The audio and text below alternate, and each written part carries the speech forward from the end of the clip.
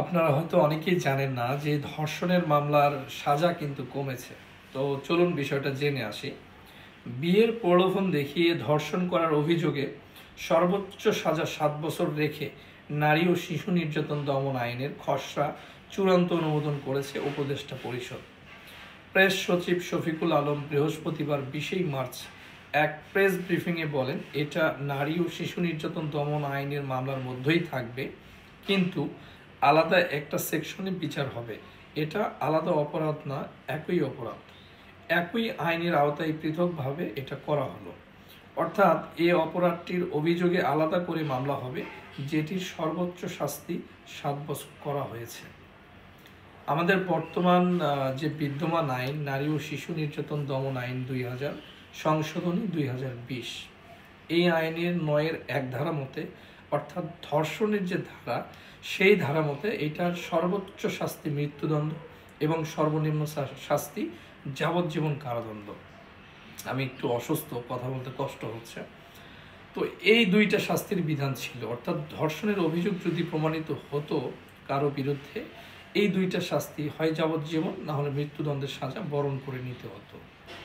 এখন বিষয় হচ্ছে যে আমাদের বর্তমানে আপনারা রিসেন্ট জেনে থাকবেন যে আসিয়া, শিশু আসিয়া ধর্ষণের পরে কিন্তু পুরো বাংলাদেশ একটা উত্তাল অবস্থা। সবাই চাচ্ছিল যে প্রকাশ্যে জনসম্মুখে ফাঁসি কার্যকর করার যে বিষয়টা।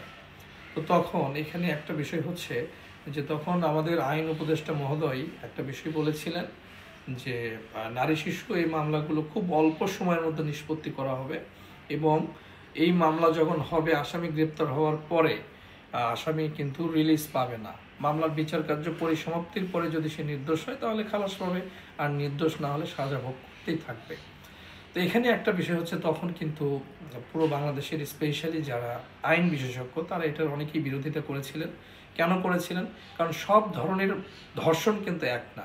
চাইল্ড রেপ একটা বিষয়, ফোর্সফুলি কমিটেড জোরপূর্বক একটা বিষয়, ইচ্ছার বিরুদ্ধে একটা বিষয়। অনেকে আবার স্বেচ্ছায় গিয়ে, স্পেশালি প্রেমিক প্রেমিকা যারা আছে তারা তো যখন কোনো ফিজিক্যাল ইন্টিমেট হয় তারা কিন্তু তাদের ইচ্ছাতেই এটা করে থাকে। তো এইটা কিন্তু ধর্ষণের আওতায় পড়ে না। এবং এক ধরনের বিষয় কিন্তু পেপার পত্রিকায় উঠে আসছে যে এ ধরনের মামলাগুলোতে কিন্তু নর্মালি, স্পেশালি বিবাহের প্রলোভনে ধর্ষণ, সেই মামলাগুলোতে কিন্তু আসামি শেষ পর্যায়ে খালাসও পেয়ে যায়। তো এখানে এই বিষয়টার জন্যে আমার মনে হয় এই আইনটাকে নতুন করে এই ধারাটাকে সংযোজন করা হয়েছে। Child rape, forcefully committed rape অথবা অন্যান্য যে বিষয়গুলো থাকে যেগুলো অ্যাকচুয়ালি রেপ, এইটা কিন্তু এই 9-1 সাথেই থাকবে। অর্থাৎ এই বিষয়টাই থাকবে যে সেটার সাজা থাকবে যাবজ্জীবন কারাদণ্ড অথবা মৃত্যুদণ্ড। এর বাইরে যদি বিবাহের প্রলোভনে ধর্ষণের মতো ঘটনা ঘটে, অর্থাৎ কোনো প্রেমিকা তার প্রেমিকের বিরুদ্ধে এই বিবাহের প্রলোভনে ধর্ষণ এই আইনি মামলা করতে চায় বা করে থাকে, তাহলে সেইটার সাজার বিধান রাখা হয়েছে 7 ইয়ার্স ইমপ্রিজনমেন্ট, 7 বছর সর্বোচ্চ শাস্তি থাকবে সেখানে। কারণ এই ধরনের মামলাগুলো নর্মালি বিবাহের প্রলোভনে ধর্ষণ ম্যাক্সিমাম ক্ষেত্রেই কিন্তু খালাস পেয়ে যায়। আর এখানে যেহেতু দুই পক্ষের মিউচুয়াল কনসেন্ট থাকে এই কাজটা করার, অনেকেই তো এটাই বলে যে যদি ছেলে এবং মেয়ে পারস্পরিক সম্মতির ভিত্তিতে যদি কোনো শারীরিক সম্পর্ক করে থাকে, তাহলে সেখানে কেন শুধু শুধু একটা ছেলে তার বিরুদ্ধে ধর্ষণের মামলা হবে, একটা মেয়ে কেন তার সাজা ভোগ করবে না? এটা কিন্তু পার্শিয়ালি ট্রু, এটা কিন্তু সত্যি। এমনও আছে অনেক মেয়ে এই জিনিসটাকে, এটা অনেকেই আছেন যে ব্যবসা হিসেবেও নিয়েছে।